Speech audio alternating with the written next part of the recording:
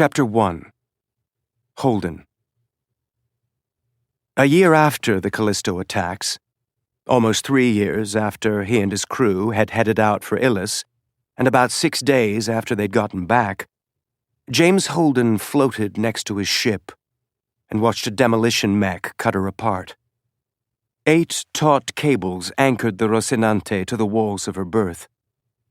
Only one of many in the Tycho Station repair dock, and the repair section was only one of many in the massive construction sphere. Around them, in the kilometer-wide volume of the sphere, 1,000 other projects were going on, but Holden only had eyes for his ship.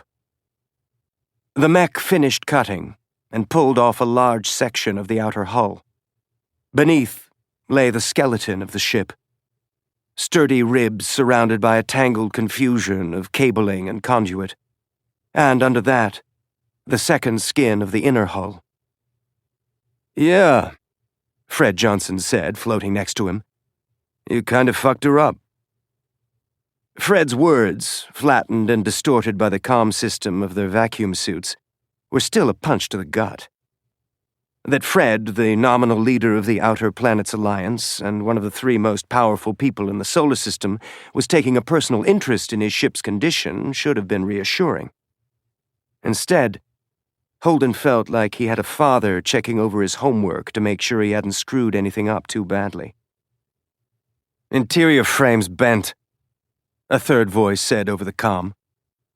A sour-faced man named Sakai, the new chief engineer at Tycho, after the death of Samantha Rosenberg at what everyone was now calling the Slow Zone incident.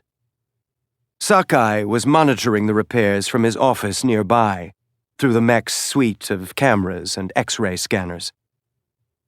"How did you do that?" Fred pointed at the railgun housing along the ship's keel. The barrel of the gun ran nearly the entire length of the ship, and the support struts that attached it to the frame were visibly buckling in places.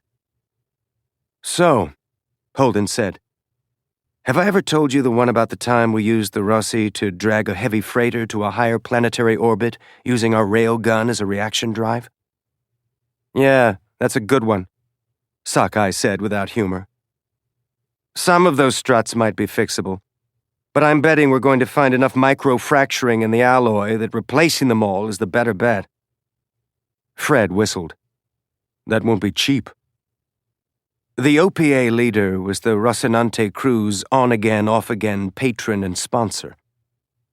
Holden hoped they were in the on-again phase of the rocky relationship. Without a preferred client discount, the ship's repair was going to get noticeably more expensive. Not that they couldn't afford it. "Lots of badly patched holes in the outer hull," Sakai continued. "Inner looks okay from here, but we'll go over it with a fine-tooth comb and make sure it's sealed." Holden started to point out that the trip back from Illis would have involved a lot more asphyxiation and death if the inner hull hadn't been airtight, but stopped himself. There was no reason to antagonize the man who was now responsible for keeping his ship flying.